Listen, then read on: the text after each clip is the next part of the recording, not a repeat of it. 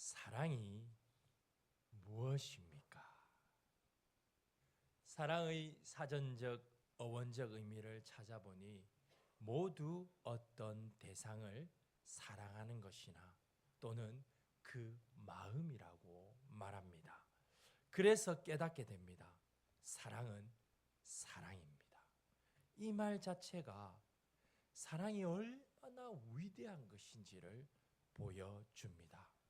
바로 이 위대한 사랑 때문에 그리스도께서는 우리를 위해 목숨을 버리셨습니다. 그렇다면 그리스도께서 우리에게 베푸신 그 놀라운 사랑의 목적지는 어디이겠습니까? 요한복음 15장에서는 바로 이 질문에 통찰력을 제공합니다. 이 시간 요한복음 15장 1절부터 27절의 말씀으로 사랑의 목적지라는 제목으로 우리를 찾아오시는 하나님을 깊이 있게 만나기를 소망합니다. 요한은 계속해서 13장에서부터 시작된 6월절의 이야기를 기록하고 있습니다. 따라서 요한복음 15장은 14장의 이해에서 출발해야 합니다. 요한복음 14장은 말합니다. 때와 장소에 제약을 받으시며 육신으로 그들과 함께 계신 그리스도께서 떠나가시는 것은 그들을 떠나시는 것이 아니라 이제는 때와 장소의 제약을 받지 않으시는 영으로 그들과 영원히 함께 하실 것입니다. 이 일을 위하여 그들이 합심하여 기도할 때에 성령께서 오심을 그들은 보게 될 것입니다. 사도행전 2장 4절이 말합니다. 그들이 다 성령의 충만함을 받고 성령이 말하게 하심을 따라 다른 언어들로 말하기를 시작하니라.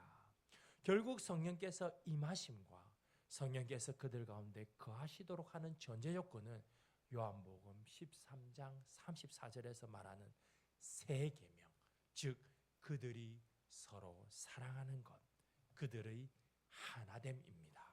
그렇다면 그들은 어떻게 하나 될 수 있을까요?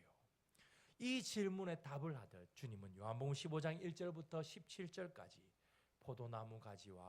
포도나무와 가지의 비유로 말씀하십니다. 이 비유에서 성부 아버지는 포도원 농부시며 성자 예수님은 참 포도나무이며 제자들은 가지입니다. 참 포도나무이신 예수님 안에 거해야만 그들은 생명력 있게 포도 열매를 맺을 수 있습니다.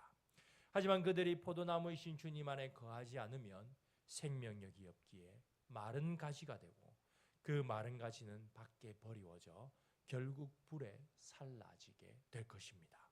곧 육신으로는 제자들을 떠나시지만 영으로는 영원히 함께 하실 포도나무이신 주님께 붙어있지 않는 자들은 생명이 없습니다.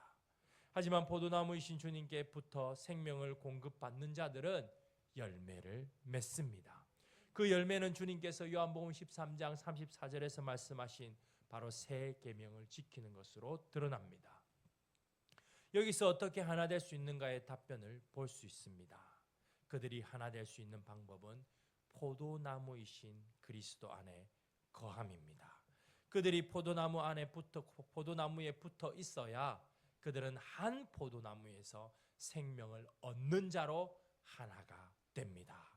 이들이 이렇게 생명을 가진 자로 하나가 되어야 하는 이유는 바로 17절부터 27절에서 말합니다. 포도나무이신 그리스도와 신비하게 연합된 제자는 미움을 받을 수밖에 없는 존재이기 때문입니다. 왜냐하면 세상이 그리스도를 미워하니 포도나무이신 그리스도에게 가지로부터 생명력을 공급받는 제자들이 세상으로부터 미움을 받는 것은 너무나도 당연한 일이기 때문입니다. 그러므로 포도나무에서 생명력을 얻는 자들은 세상의 박해를 두려워하지 말아야 합니다. 그러나 두려워하지 않는 것에서 끝나서는 안 됩니다. 성령께서 임하셔서 성령으로 말미암아 그리스도를 증거하게 하실 것이기 때문입니다. 주님은 1절에서 분명하게 자신을 가리켜 이렇게 말씀하십니다. 나는 참 포도나무요. 요한복음에서 말하는 참은 거짓의 반대가 아니라 예표의 실제입니다. 구약에서 말하는 실제라는 것이죠. 요한복음 4장에서 등장하는 이 참은 요한복음 4장 24절 우리가 아주 잘 아는 영과 진리로 예배하다 할 때 그 진리를 가리키는 말로서 실제를 의미합니다. 따라서 요한복음 15장에서 말씀하시는 주님은 포도나무이신 실제입니다. 이것은 지금 제자들과 함께 주님께서 실제로 계시는 것과 연결됩니다. 동시에 이것은 하나님께서 이스라엘 백성들을 포도나무로 부르신 이사야서의 말씀과 대비되는 부분입니다. 이사야 5장 1절부터 7절은 여호와께서 포도나무로 상징되는 이스라엘에게 정성을 쏟으셨습니다. 성부 하나님께서 포도원지기로 열심히 정성을 쏟으셨습니다. 그리하여 그들에게 극상품 포도를 기대하셨습니다. 하지만 그들을 찾아보니 그들에게는 죄악만 열려 있는 것을 보게 됩니다. 바로 이것과는 달리 예수님은 11절 하나님께서 기뻐하시는 열매를 맺으시는 바로 새로운 이스라엘의 완전하신 실제이심을 나는 참 포도나무라 라는 말로 분명하게 선언하십니다. 이를 선언하는 것이 바로 이 한 문장 나는 참 포도나무요 입니다. 이 포도나무를 경작하시는 분은 성부 하나님이십니다. 이 말은 누구든지 이 실제인 포도나무에 붙어 있어야 극상품 포도를 맺을 수 있다는 것을 의미합니다. 이런 이유로 이어서 붙어 있음에 관하여 자연스럽게 말씀하십니다. 주님은 제자들이 주님께 붙어 있어야만 열매를 맺을 수 있음을 말씀하십니다. 그들은 하나님께서 포도나무라 칭한 택한 백성인 유대인들이기에 이 비유는 매우 자연스럽습니다. 하지만 이방인인 우리의 경우는 어떻습니까? 우리의 경우는 이 본문은 더욱 놀라운 비밀을 가지고 있습니다. 이방인인 우리는 스스로 그 나무에 붙어 있지 못하기 때문입니다. 이것을 우리는 주목해서 보아야 합니다. 그런 우리에게도 분명하게 오늘 본문은 말합니다. 붙어 있어야 생명을 얻습니다. 그렇다면 어떻게 하면 되겠습니까? 바로 생명의 근원이신 포도나무 우리 주님께 접붙이면 됩니다. 그렇다면 누가 우리를 이 생명의 나무에 접붙이겠습니까? 포도원 농부이신 성부 하나님이십니다. 성부 하나님께서 우리를 예수 그리스도라는 이 나무에 접붙임으로 우리로 하여금 하나님의 백성이 되고 하나님의 자녀가 되고 포도나무의 가지가 되게 하셨습니다. 그러므로 이 포도나무에 접붙임을 받지 못한 자들은 생명이 없고 그들을 기다리는 것은 오직 심판뿐입니다. 이 모든 일을 포도원 농부이신 성부께서 성부의 뜻을 따라 행한다는 것은 구원은 전적으로 누구의 영역임을 말하고 있습니까? 바로 성부 하나님이십니다. 성부 하나님께서 포도나무이신 성자 예수님께 접붙이신 것이 바로 우리의 구원입니다. 우리는 그리스도로 말미암아 구원을 얻었습니다. 그럼 제자들은 어떻게 구원을 받았습니까? 3절입니다. 내가 일러준 말로 이미 깨끗하여졌으니. 제자들은 주님의 말씀으로 구원을 받았습니다. 여기서 깨끗하는 정결하게 되었다라는 것을 의미합니다. 에베소서 5장 26절에 그 의미가 정확하게 드러나지요. 곧 물로 씻어 말씀으로 깨끗하게 하사 거룩하게 하시고. 말씀이 육신이 되어 오신 하나님이신 예수님께 연결되어 있는 자들을 말씀이신 주님 자신으로 주께서 깨끗하게 하셨다라는 것을 의미합니다. 그렇기에 7절에서 주님 안에 거하는 것은 주의 말씀이 그 사람 안에 거하는 것을 의미합니다. 왜 그렇습니까? 주님께서 말씀이 육신이 되어 거하신 말씀 그 자체이기 때문입니다. 주님의 말씀이 그의 안에 거한다는 것은 말씀이 완전히 그 사람을 장악하는 것을 의미합니다. 말씀을 위해 살고 말씀에 의해 살고 말씀과 함께 살며 말씀으로 행하는 삶을 의미합니다. 이것은 우리가 매주 듣는 이 시간 매주 듣는 말씀이 은혜의 방편임을 분명하게 말하고 있습니다. 우리가 지금 듣고 있는 하나님의 말씀으로 하나님의 크고 높고 위대하신 그 은혜를 누리고 있습니다. 은혜는 말씀이라는 방편을 통해서 오는 것이 은혜입니다. 이 은혜를 기대하며 사모하는 자들이 따라서 해야 하는 일은, 오늘도 하나님께서 내게 은혜 주시기를 사모하는 자들이 해야 하는 일은 바로 은혜의 방편인 말씀을 듣는 일에 최선을 다하는 일입니다.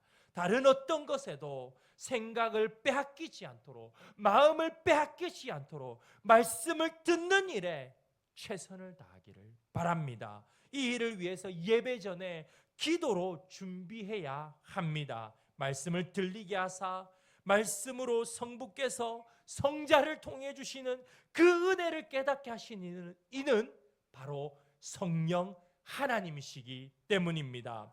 그러므로 그 말씀 가운데 거하여 그 말씀을 붙잡고 기도하는 자에게 어떤 일이 일어나겠습니까? 7절입니다. 응답이 일어납니다. 기도는 궁극적으로 말씀을 붙잡고 하는 것입니다. 그러므로 포도나무에서 생명이 나와 가지인 그들에게 생명을 전하는 통로와 같은 포도나무 줄기가 바로 무엇이겠습니까?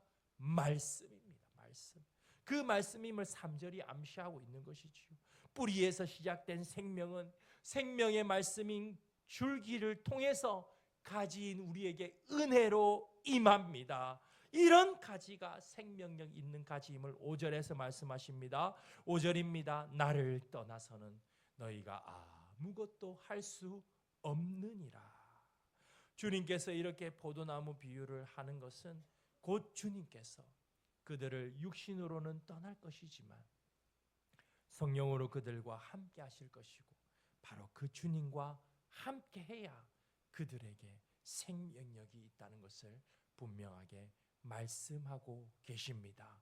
이 일을 절대적으로 강조하기 위하여 6절에서 연결되지 않은 자를 말씀하고 계십니다. 여기서 생명력이 없어서 버려지는 그 가지는 누구를 말하는가에 우리가 질문을 던질 필요가 없습니다. 왜냐하면 누구를 가리키는가를 말하는 것이 핵심이 아니기 때문입니다. 주님께서 이것을 가져오시는 이유는 주님께 매 순간 붙어 있어야만 산다는 것을 강조하기 위하심임을 우리는 분명하게 깨달아야 합니다. 이 시간 우리 자신을 진지하게 점검해 보기를 원합니다. 우리의 생명은 과연 누구로부터 나오고 있습니까? 그럼 생명이 있는 가지는 어떤 극상품 포도나무 열매를 맺겠습니까? 그 열매에 관하여 말씀하십니다. 이 열매는 8절 아버지께서 영광을 받으시는 열매입니다. 이어서 계명을 말합니다. 따라서 그 열매는 계명을 지키는 일이라는 것을 알 수 있지요. 이것은 12절에서 명확하게 말씀하십니다. 내 계명은 곧 내가 너희를 사랑한 것 같이 너희도 서로 사랑하라 하는 이것이니라. 이것은 요한복음 13장에서 제자들의 발을 씻겨주시면서 하신 말씀입니다. 요한복음 13장 34절입니다. 새 계명을 너희에게 주노니 서로 사랑하라. 내가 너희를 사랑한 것 같이 너희도 서로 사랑하라. 그러면 이제 10절을 이해할 수 있습니다. 10절에서 주님은 분명히 말씀하십니다. 내가, 주님께서 아버지의 계명을 지킴으로 아버지의 사랑 안에 거했다. 그렇듯이 너희가 바로 내가 주는 그 계명을 지킴으로써 내 안에 거한다. 내 사랑 안에 거한다라는 것을 명확하게 깨달을 수 있는 것이지요. 결국 주님께서 주신 계명이 우리 안에 거하여 우리가 그리스도의 사랑 안에 거하는 것은 주님께서 주신 그 말씀의 열매를 맺는 일입니다. 오늘 본문에서 말합니다. 서로 사랑하는 일입니다. 이 말은 달리 말하면요, 우리가 서로 사랑하지 않으면 우리는 그 생명 안에 거하지 않는 자다라는 것을 의미합니다. 이런 이유로 요한은 요한일서에서 정확하게 말하지요. 요한일서 3장 14절 우리는 형제를 사랑함으로 사망에서 옮겨 생명으로 들어간 줄을 알거니와 사랑하지 아니하는 자는 사망에 머물러 있느니라. 형제를 사랑하지 않는 자는 요한일서 3장 15절에서 정확하게 말합니다. 영생이 그 속에 거하지 않는다. 이렇게 말할 수 있는 것은요, 바로 요한복음 15장에서 포도나무에서 생명을 말했기 때문입니다. 우리가 생명이 있다면 형제를 사랑하는 것으로 드러납니다. 요한이 말하는 사랑은 따라서 생명의 동의어이고 생명은 곧 영생을 뜻합니다. 이것이 우리에게 생명, 영생이 있음의 증표입니다. 생명이 있는 자는 말씀의 능력을 드러냅니다. 이것은 하나님께서 주신 말씀을 들은 대로 실천하는 것의 중요성을 말합니다. 말씀은 그 자체로도 능력이지만 실천하는 자를 통해서 바로 그 능력이 드러납니다. 하나님의 말씀을 들은 대로 실천하는 것은 따라서 우리가 생명 있음을 드러내는 표시입니다. 하나님의 말씀이라 해서 당장 마음에 응어리져 있는 미워하는 지체를 사랑하는 것은 결코 쉽지 않을 것입니다. 맞습니다. 서로의 마음에 히브리서 12장 15절에서 말하는 것 같이 그 쓴뿌리로 인해서 그 사람을 미워하는 것으로 인해서 하나님의 은혜에 이르지 못한 것이 한두 번이 아니기 때문입니다. 그것은 물론이고 서로를 미워하는 것은 말할 것도 없기 때문이죠. 그렇습니다. 그렇기에 주님은 이렇게 주님의 계명을 따르는 자들에게 무엇이 된다고 말하고 있습니까? 8절 제자가 된다고 말씀하십니다. 성경에서 말하는 제자는요, 누가복음 10장 27절에서 정확하게 말합니다. 자기 십자가를 지고 주님을 따르는 자를 제자라 부릅니다. 이 말은 자기를 부인하는 자라는 것을 의미합니다. 자기를 부인하는 삶을 사는 자라는 것을 의미합니다. 자기를 부인한다는 것은 하나님의 말씀을 붙잡고 그 말씀을 실천하기 위해 몸부림치는 삶을 의미합니다. 이것이 말씀이 요구하는 바입니다. 그럼에도 우리가 서로 사랑하라 라는 말씀을 지키는 것은 쉽지 않은데 그렇다면 어떻게 해야겠습니까? 제자로서 살기 위해서 몸부림쳐도 안 되면 어떻게 해야 될까요? 그래서 주님은 13절에서 가장 큰 사랑을 언급하고 계십니다. 13절입니다. 사람이 친구를 위하여 자기 목숨을 버리면 이보다 더 큰 사랑이 없나니. 무슨 말입니까? 주님께서 용서받을 수 없는 너를 위해서, 나를 위해서 자기 목숨을 주셨다라고 말씀하십니다. 이것을 우리는 분명히 인지해야 합니다. 용서받을 수 없는 우리를 위해서 주님은 목숨을 주셨습니다.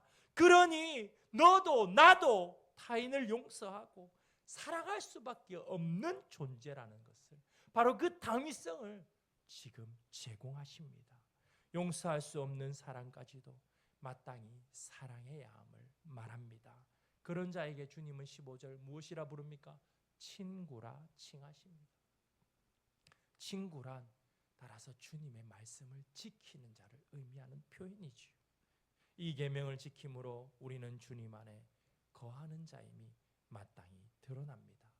주님께서 구원하신 지체를 미워하게 되는 상황과 환경에 처하게 될 때에 그 상황과 환경에 집중하거나 또 나의 감정에 매이기보다 저 지체보다 더한 나를 주님께서 용서하신 하나님의 말씀을 먼저 묵상할 수 있기를 바랍니다.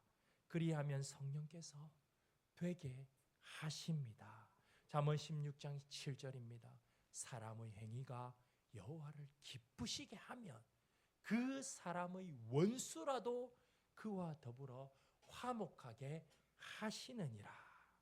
이것이 바로 말씀으로 장악됨을 의미합니다. 우리의 삶이 우리가 아닌 하나님의 말씀에 의해서 날마다 장악될 수 있기를 진정으로 바랍니다. 그렇게 주님 안에 거하시도록 인도하시는 이가 바로 7절 성령 하나님이십니다. 그런데 왜 하나님의 말씀을 따라서 내게 화를 입힌 지체까지도 사랑하면서 하나님 안에 거하여 생명을 공급받아야 하는 것입니까? 왜 우리 자신을 부인하면서까지 그렇게 해야 할까요? 그 이유가 이어서 나옵니다. 19절입니다. 너희를 세상에서 택하였기 때문에 세상이 너희를 미워하느니라. 이미 우리를 미워하는 자들이 있기 때문입니다. 그것은 우리가 세상에 속한 자가 아니라 그리스도께 속했기 때문입니다. 우리가 받는 미움은 죄를 가진 그들이 주님을 미워했기 때문임을 20절에서 말하고 있습니다. 세상이 그리스도로부터 생명을 얻는 자들을 미워하니 그 미움을 우리가 감당하기 위해서는 우리에게 무엇이 필요하겠습니까? 하나됨입니다. 서로 사랑함입니다. 그래야 세상이 미워하는 그 냉혹한 미움 앞에서도 생명력이 있는 자로 살 수 있습니다. 따라서 부탁드립니다. 절대로 하나됨을 깨는 이 단어 아시지요? 팀킬. 팀킬은 우연이든 의도적이든 해서는 안 됩니다. 우리 안에서 하나 되지 못하고 서로가 서로를 미워하면 우리는 저 거대한 세상을 감당할 수 없습니다. 무엇으로 우리가 그들에게 본을 보일 수 있겠습니까? 성도의 인격은 끝없이 그리스도를 닮아가면서 그리스도화됨을 의미합니다. 누구에 의해서요? 성령에 의해서. 그래서 이것을 무엇이라 부릅니까? 성화라 부릅니다. 그리스도를 닮아가면서 그리스도화 되는 것, 이것이 성화입니다. 나는 원래 이래. 이 말은요, 굉장히 무서운 말입니다. 이 말은 성령께서 나는 다듬지 않으셔와 동일한 말이기 때문입니다. 성도는 성령께서 되게 하시는 존재입니다. 성령은 우리를 하나 되게 하셔서 주의 일을 하게 하십니다. 그리하여서 우리를 통해 누구를 드러내실까요? 성자께서 드러내신 성부를 이제는 성령께서 우리를 통해 드러내신다는 것을 바로 24절부터 27절이 말합니다. 따라서 성부를 드러내는 것, 이것이 바로 사랑의 목적지입니다.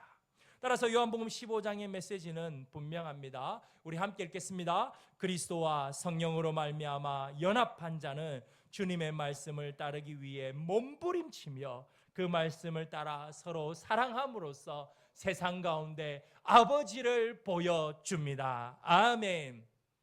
그렇다면 우리에게 질문을 한번 해보기를 원합니다. 우리는 지금 성부이신 아버지를 세상 가운데 보여주고 있습니까?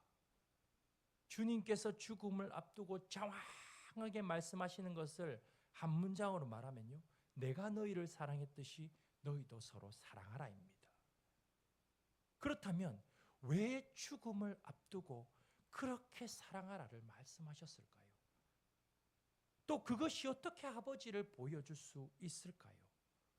저에게 굉장한 고민이 생겼습니다. 도대체 이것은 무엇을 말씀하시는 것일까? 죽음을 앞두고 마지막으로 남긴 말이 서로 사랑하라. 이 답의 통찰력을 요즘 제가 읽고 있는 다산의 마지막 질문이라는 책에서 얻었습니다. 이 책은 다산 정약용이 51가 되어서 공자의 논어를 다시 읽고 남은 인생을 단 하나의 질문으로 남기려고 애를 쓴 책입니다. 굉장한 책이지요. 남은 인생을 한 문장으로 표현하려고 했으니까. 그는 이 책에서 자신의 삶을 정리하는 마지막 질문을 이렇게 말합니다. 이 내용은 제가 우리 교회 유튜브 내용 중에서 성도의 명언이라는 것이 있습니다. 거기에 이미 올려놓았습니다. 정약용은 말합니다. 사람을 깨닫기 위해서는 나 자신부터 알아야 한다. 그리고 나를 깨닫는 과정은 나를 사랑하는 데서부터 시작한다. 그리고 정약용은 바로 그 인생의 마지막 질문을 찾았다. 그 질문은 이것입니다. 어떻게 나를 사랑할 것인가? 이 문장을 보면서 저는 굉장한 깨달음을 얻었습니다. 하나님을 깨닫는 과정은 결국 하나님을 사랑하는 데서부터 시작합니다. 따라서 우리의 인생의 궁극적인 질문은요, 왜 하나님을 사랑해야 합니까가 아니라 하나님을 어떻게 사랑할 것인가가 되어야 한다는 것을 깨닫지요. 무슨 말입니까? 인생인 우리가 해야 하는 궁극적인 일은 결국 하나님을 사랑하는 것이고 하나님의 사랑 안에 거하는 것이고, 그것을 통해서 인생이 하나님과의 깊은 사귐 가운데 하나님을 깨달아 간다는 것을 의미합니다. 주님께서 죽음을 앞두시고 우리에게 아버지의 사랑을 그렇게 말씀하시는 것은 결국 그 사랑을 통해서 누구를 보라는 것을 말하는 것이겠습니까? 아버지를 보라는 것을 의미합니다. 우리를 통해서 우리 안에서 역사하시는 아버지의 사랑을 보고 그 사랑을 경험하라는 것을 말씀하십니다. 바로 이러한 자들이 누구를 보여줄 수 있기 때문입니까? 아버지를 보여줄 수 있기 때문입니다. 사랑의 목적지죠. 성자이신 주님께서 이 땅에 계시면서 지속적으로 하신 일은요, 아버지를 보여주시는 일이었습니다. 이 사랑이라는 단어를 통해서 결국 육신으로는 그들을 떠나시는 주님께서 성령으로 성도들과 함께 하셔서 아버지를 지속적으로 보게 하심을 의미합니다. 아버지를 본 자로서 아버지를 보여주는 자가 되어야 합니다. 이것이 목적지입니다. 그 일은요, 핍박이 있어도 해야 하는 것이며 어려움이 있어도 해야 하는 일이며 어떤 상황과 환경 가운데서도 해야 하는 일입니다. 우리를 통해서 세상은 아버지 하나님이 누구신지를 분명하게 보기 때문입니다. 세상은 우리에게 지금도 질문합니다. 하나님이 어디 있느냐? 이 질문 앞에서 하나님은 성령을 우리 가운데 충만하게 부으사 세상이 없다고 말하는 바로 그 아버지를 우리를 통해서 명확하게 보여주시기를 원하십니다. 그러니 우리의 어떤 것들 때문에 우리가 하나 되지 못하게 하는 것은요, 결국 우리를 통해서 성부 하나님께서 드러나지 않으심을 의미합니다. 우리는 단지 우리의 마음이 원하는 대로 했을 뿐인데 그 결과는 처참한 것이지요.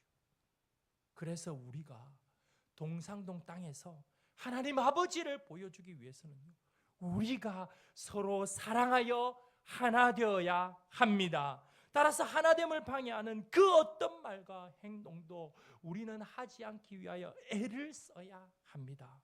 특히 공동체 내에서는 절대로 화를 내지 않을 수 있기를 바랍니다. 저희 아버지께서 목사가 된 저에게 당부하신 말씀이 있습니다. 목사는 어떤 경우에도 화를 내서는 안 된다. 화는 불입니다. 불은 닥치는 대로 다 태워버리기에 화를 내는 순간 공동체의 하나됨이 불에 타버립니다. 하나됨을 땔감으로 사용하여 하나님 아버지의 얼굴을 시커멓게 그을리도록 만드는 것이 바로 우리의 화입니다. 다시 한번 말씀드립니다. 하나됨을 땔감으로 사용하여 하나님 아버지의 얼굴을 시커멓게 그을리도록 만드는 것이 우리의 화입니다. 화는 우리 안에서 절대로 맺어서는 안 되는 열매입니다. 각 기관에서는 부탁드립니다. 일보다는 사람을 중요시 여길 수 있기를 바랍니다. 기관이 하나 되는 일에 애를 써야 그 기관을 통해서 성부 하나님께서 드러나십니다. 그러나 아시는 것처럼 화를 내지 않는 것은 너무나 어려운 일입니다. 잠언 16장 32절이 말하지요. 노하기를 더디하는 자는 용사보다 낫고 자기의 마음을 다스리는 자는 성을 빼앗는 자보다 나으니라. 기가 막힌 표현 아닙니까? 칼을 들고 싸우는 용사보다 노하기를 더디할 자가 낫습니다. 목숨을 걸어 성을 빼앗는 자보다 자기의 마음을 다스리기 위해 애를 쓰는 자가 낫습니다. 화를 내지 않고 자신의 마음을 다스리는 것이 얼마나 힘든 일인지를 분명하게 기록하고 있고 우리 모두도 잘 알고 있습니다. 동시에 이것이 얼마나 중요한 일인지도 잠언 기자가 말하고 있음을 우리는 주목해서 보아야 합니다. 공동체의 하나됨을 위해 화를 삼키며 마음을 다스리는 것, 바로 그 일을 성령께서 되게 하시는 것, 그것이 바로 공동체의 성화입니다. 이 일은 성령께서 되게 하십니다. 따라서 우리가 해야 할 일은 우리가 그 어마어마하신 하나님의 사랑 안에 거하는 일입니다. 4절입니다. 내 안에 거하라. 나도 너희 안에 거하리라. 휴대폰의 배터리가 다 되었을 때 충전기에 꼽으면 충전이 되듯이 우리 안에 서로 사랑의 배터리가 방전되지 않도록 늘 하나님을 사랑하며 그 사랑 안에 거하기를 소망합니다. 하나님을 어떻게 하면 내가 더 사랑할 수 있을까? 이것이 진정 올해의 사랑하는 성도님들의 고민이 될 수 있기를 바랍니다. 그리하여 우리 안에서 하나 되는 것은 물론이요, 바로 그 서로를 사랑하는 사랑함이 교회의 문을 열고 나가 동상동 땅에 그리고 세상에 전해짐으로써 세상이 우리를 통해 성부 하나님을 볼 수 있기를 진심으로 바라며 이 말씀을 전해 드립니다. 아멘.